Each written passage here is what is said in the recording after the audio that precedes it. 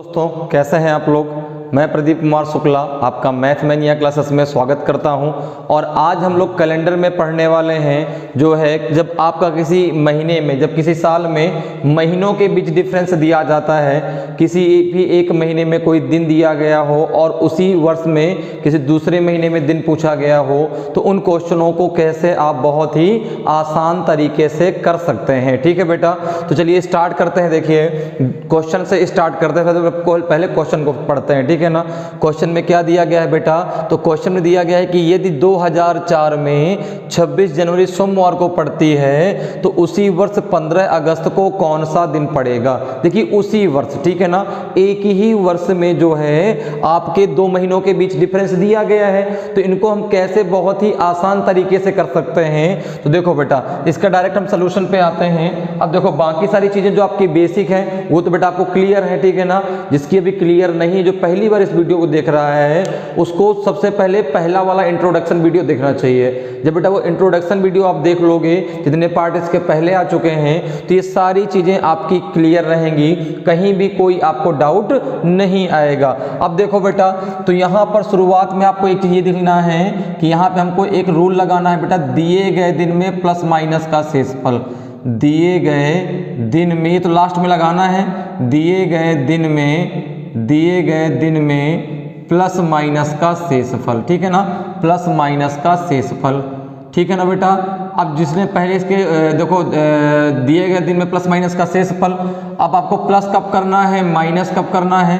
ठीक है ना, तो यहाँ पर देखो बेटा, जब हम आगे की तरफ बढ़ेंगे तो क्या करेंगे, शेषफल को प्लस करेंगे, और जब हम पीछे की तरफ आएंगे तो क्या करेंगे, माइनस करेंगे बेटा, है ना।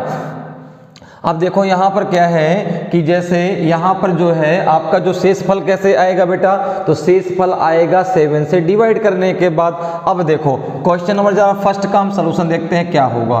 क्वेश्चन नंबर जरा फर्स्ट में आ जाओ बेटा। क्वेश्चन में देखो फर्स्ट क्या कह रहा है कि यदि 2004 में 26 जनवरी क्या दिया है बेटा, 26 जनवरी को क्या दिया है, तो आपने कहा 26 जनवरी को सोमवार दिया गया है और हमसे पूछा गया है, क्या पूछा गया है, तो आपने कहा पूछा गया है कि 15 अगस्त को कौन सा दिन होगा।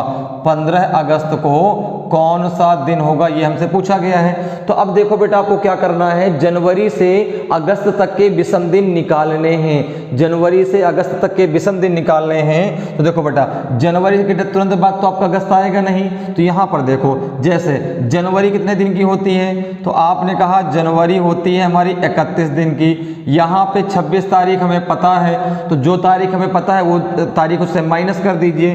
तो जनवरी में कितने दिन बचे आपके, 5 दिन। भाई 26 जनवरी को आपको पता है कि सोमवार है, तो उसके आगे ही तो हम काउंट करेंगे, 27, 28, 29, 30 और 31। तो कितने दिन लेने हैं हमें, जनवरी के 5। तो अब देखो बेटा इस प्रकार से जनवरी का फिर क्या आएगा आपका फरवरी का फिर क्या आएगा बेटा आपका मार्च के बाद फिर क्या आएगा आपका, तो मार्च के बाद बेटा आएगा आपका अप्रैल के बाद फिर क्या आएगा बेटा आपका, तो अप्रैल के बाद आएगा आपका मई के बाद फिर क्या आएगा, तो मई के बाद फिर आएगा आपका बेटा जून के बाद फिर क्या आएगा बेटा, तो जून के बाद फिर आएगा जुलाई, और जुलाई के बाद फिर क्या आएगा आपका, फिर आएगा अगस्त। ठीक है ना, फिर क्या आएगा आपका अगस्त। अब देखो बेटा यहाँ पे जनवरी में कितने दिन आ गए आपके, 5। कितने आ गए, 5। अब देखो 2004 ईयर कैसा दिया है, 2004। तो 2004 कैसा ईयर है, लीप ईयर है। 2004 कैसा ईयर है, लीप ईयर है। तो देखो बेटा, अब यहाँ पर या तो आप इसको ऐसे लिख लो 29 प्लस आप 31 प्लस आप यहाँ लिख दो 30 प्लस आप यहाँ लिख दो 31, फिर यहाँ पे लिख दो प्लस करके आप 30। ठीक है ना, प्लस यहाँ पे लिख दो आप कितना 31, अब प्लस यहाँ पे लिख दो आप 15। ठीक है ना, या तो आप ऐसे लिख लो, लेकिन आपको इस प्रकार से नहीं लिखना, आपको इस प्रकार से नहीं लिखना, आपको पहले से ही इन सारे डेज को 7 से डिवाइड कर देना है। इन सबको आपको पहले से क्या कर देना है, 7 से डिवाइड करके लिखना है। ठीक है ना, इस प्रकार से तो आप ऐसे भी लिख सकते हैं, लेकिन इस प्रकार से हमें नहीं लिखना। क्यों, क्योंकि बेटा अगर ऐसे हम लिखेंगे ना तो यहाँ पे जो संख्या आएगी जोड़ने पे बहुत बड़ी संख्या आएगी। तो इस प्रकार से यहाँ पर आपको नहीं लिखना। जैसे आपने कहा फरवरी में आपके देखो भाई यहाँ पे 5 दिन हो गए जनवरी के, फरवरी में आपके टोटल 29 डेज लेंगे। क्यों? क्योंकि 2004 एक लीप ईयर है। तो बेटा 29 को जरा 7 से डिवाइड कर लीजिए। तो आपने कहा 7 चौको 28, कितना बचेगा बेटा? 1 बचेगा रिमाइंडर। इसी प्रकार से मार्च, तो मार्च 31 दिन का होता है, 31 को 7 से डिवाइड कर दीजिए। तो 7 चौको 28, कितना बचेगा? 3, ठीक है ना। अप्रैल कितने का होता है? 30 का। तो आपने कहा 7 चौको 28, कितना बचेगा यहाँ रिमाइंडर? 2। तो देखो बेटा यहाँ से एक बात क्लियर हो गई, जो महीना 31 का होगा वहां 3 विषम दिन बचेंगे, जो महीना 30 का होगा वहां 2 विषम दिन बचेंगे। तो अब देखो बेटा यहाँ पे मई कितने का होता है? 31 का, तो यहाँ 3 बचेगा। जून कितने का होता है? 30 का, तो यहाँ 2 बचेंगे। जुलाई कितने का होता है? 31 का, तो यहाँ 3 दिन बचेंगे। अब देखो अगस्त के कितने दिन लेना है? 15 दिन। अगस्त के कितने दिन लेना है? 15 दिन। पूरा अगस्त नहीं चाहिए हमें, 15 अगस्त को कौन सा दिन पड़ेगा? तो अगस्त की 15 तारीख बतानी है, 15वां दिन बताना है। तो 7 दूना 14, कितना बचेगा? 1 बचेगा। कितना बचेगा? 1 बचेगा। अब बेटा क्या करो, इन सबको आपस में ऐड कर दीजिए। ऐड करने के बाद 7 से भाग दे दीजिए। क्यों? क्योंकि बेटा विषम दिन निकालने का फार्मूला क्या होता है? टोटल डेज डिवाइडेड बाई 7, ठीक है ना। तो जरा इसको ऐड करिए। 3 1 4 2 6, 6 3 9, 9 2 11, 11 3 14, 14 1 15, 15 और 5 कितना हो जाएगा? 15 और 5 हो जाएगा 20। एक बार जरा फिर और सही से काउंट कर लीजिए। 3 1 4 2 6, 6 3 9, 9 2 11, 11 3 कितना हो जाएगा? 14, 14 और 1 15, 15 5 20। क्योंकि कैलेंडर में कभी भी कैलकुलेशन गलत नहीं होना चाहिए। अगर कैलकुलेशन गलत हो गया तो फिर हमारा आंसर भी गलत हो जाएगा। तो यहाँ पे 20 को जरा 7 से डिवाइड कर दीजिए। तो आपने कहा रिमाइंडर बच गया 6।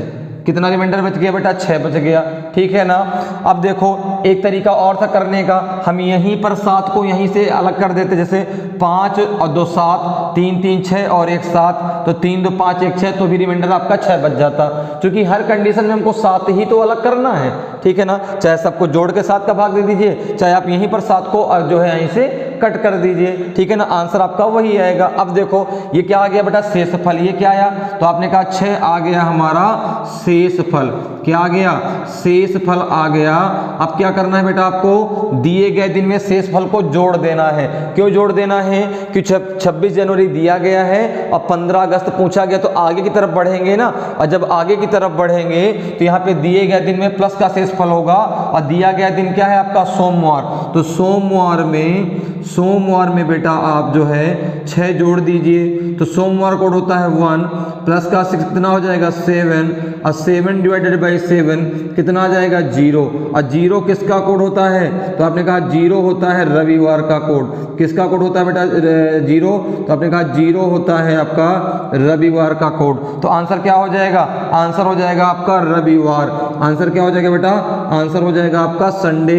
रविवार आपका सही आंसर होगा, ठीक है बेटा। तो इस प्रकार से बहुत आसानी से आप क्वेश्चन को सॉल्व कर सकते हैं, ठीक है बेटा।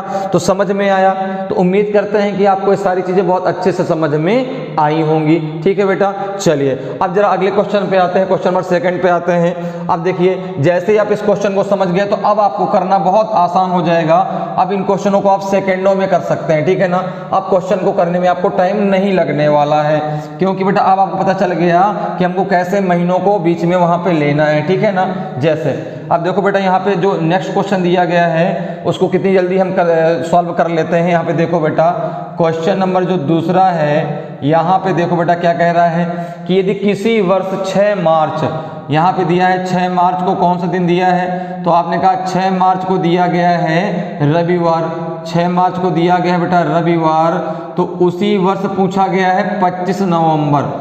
25 नवंबर को कौन सा दिन होगा? 25 नवंबर को हमसे पूछा गया है कि 25 नवंबर को कौन सा दिन होगा। तो अब देखो बेटा यहाँ पे क्या है, 6 मार्च दिया गया है, 25 नवंबर पूछा गया है, एक ही साल की बात है।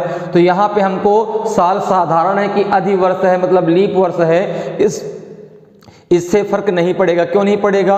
क्योंकि बेटा जो आपके जो है अधिवर्ष और साधारण वर्ष में जो फर्क पड़ता है ना एक दिन का, वो कहाँ पड़ता है? फरवरी में। और यहाँ तो फरवरी बीच में कहीं आएगी ही नहीं। तो यहाँ पर देखो बेटा अब मार्च से नवंबर तक जाना है आपको। तो आपने कहा कि मार्च में टोटल डेज होते हैं 31। हमको छठवां दिन पता है, आपने इसमें से माइनस कर दिया, कितना आ गया आपका 25, 7 से डिवाइड कर दिया, 7 त्रिक 21, कितना बच गया 4, कितना बच गया 4। तो आपने कहा मार्च, मार्च के बाद फिर क्या आएगा बेटा आपका अप्रैल, फिर क्या आएगा अप्रैल के बाद फिर आएगा आपका मई, फिर आएगा बेटा आपका जून, ठीक है ना, क्या आएगा जून, जून के बाद आपका आ गया क्या बेटा जुलाई, जुलाई के बाद फिर क्या आएगा, तो आपने कहा जुलाई के बाद आएगा आपका अगस्त, अगस्त के बाद क्या आएगा बेटा सितंबर, सितंबर के बाद क्या आएगा बेटा अक्टूबर, अक्टूबर के बाद क्या आएगा आपका नवंबर, और नवंबर तक ही तो हमें दिन लेने हैं, ठीक है ना। तो देखो बेटा मार्च में कितने दिन आपने निकाले हैं 4, अप्रैल में तो आपने कहा ये तो 30 का होता है 2 दिन बचेगा, फिर इसके बाद जून मई 31 का होता है 3 बचेगा, ठीक है ना, जून कितने का होता है तो आपने कहा ये होता है 30 का, तो यहाँ 2 बचेगा, ठीक है ना। ये 3 2 कैसे आया समझ में आ रहा है ना, जो टोटल डेज इस महीने के होते हैं उसको 7 से हमने पहले ही डिवाइड कर दिया, जैसे जुलाई में 31 दिन तो 7 चौको 28, कितना बचेगा 3, इसी प्रकार से अगस्त में 31 दिन 7 चौको 28, कितना बचेगा 3, सितंबर में 30 दिन तो 2 बचेगा, अक्टूबर में 31 दिन तो 3 बचेगा, प्लस अब नवंबर के कितने दिन लेना है 25 दिन, 25 नवंबर को कौन सा दिन होगा तो 25 दिन लेंगे ना, हमको पूरा नवंबर नहीं चाहिए, तो 25 को जरा 7 से डिवाइड कर दीजिए, तो आपने यहाँ बचेगा 4, कितना बचेगा बेटा 4। अब इन सबको जोड़ लीजिए और 7 से भाग दे दीजिए, 4 3 7 2 9 9 3 12 12 3 15 15 2 17 17 3 कितना हो जाएगा 20 20 2 कितना हो जाएगा 22 और 22 और 4 कितना हो जाएगा 26, ठीक है ना भाई। 4 3 7 7 2 9 9 3 12 12 3 15 2 17 3 20 20 2 22 और 22 4 कितना हो जाएगा 26, 26 को जरा 7 से भाग दे दीजिए, 7 त्रिक 21 कितना बचेगा बेटा 5। अब जो 5 आया है उसको दिए गए दिन में जोड़ दीजिए, तो देखो बेटा दिया गया दिन क्या है रविवार, दिया गया दिन क्या है रविवार, ठीक है ना। तो रविवार में आप 5 जोड़ दीजिए, तो रविवार का कोड कितना होता है आपका 0 प्लस का 5 कितना हो जाएगा बेटा आपका 5, और 5 किसका कोड होता है तो आपने कहा 5 होता है बेटा आपके शुक्रवार का कोड, किसका कोड होता है शुक्रवार का कोड। तो इसका आंसर कितना हो जाएगा, इसका आंसर हो जाएगा बेटा आपका शुक्रवार, कितना हो जाएगा शुक्रवार हो जाएगा, ठीक है ना। तो इस प्रकार से बेटा समझ में आया किस प्रकार से करना है, ठीक है ना। इन क्वेश्चनों को आप किस प्रकार से कर सकते हैं, ठीक है। तो हमने कितने क्वेश्चन सॉल्व कर लिए 1 और 2, अब आपका 3 4 और 5 क्वेश्चन बचे हैं, तो ये अब आपको करने हैं, ठीक है ना। इनको एक बार आप ट्राई करें, अगर आपसे नहीं बनता तो फिर आप मुझे कमेंट करके बताएं, मैं अगली क्लास में इन्हीं क्वेश्चनों को पहले डिस्कस कर लेंगे, फिर अगली क्लास आगे से स्टार्ट करेंगे, ठीक है ना। लेकिन एक बार आपको जरूर इनको ट्राई करना है अपने आप से, ठीक है बेटा। तो उम्मीद करते हैं कि ये चीजें समझ में आपको आई होंगी, आज की क्लास आपको बहुत अच्छी लगी होगी, ठीक है ना। तो अगर अच्छी लगी हो तो इसको क्या करें लाइक करें, हमारे चैनल को सब्सक्राइब करें और बेटा कमेंट करें। और एक बात बेटा, जितने भी आपके स्टेट में एग्जाम होने वाले हैं, चाहे वो यूपी का हो, चाहे वो चाहे कोई भी आपका हो, चाहे बिहार हो, चाहे राजस्थान, हर एक आपके स्टेट लेवल के एग्जाम में कहीं ना कहीं कैलेंडर से 1 या 2 क्वेश्चन आने वाले हैं, तो ये वीडियो आपके लिए बहुत हेल्पफुल होंगे, तो इनको आप जरूर देखें, ठीक है ना बेटा। तो आज के लिए इतना ही, ठीक है ना, फिर मिलेंगे, जय हिंद।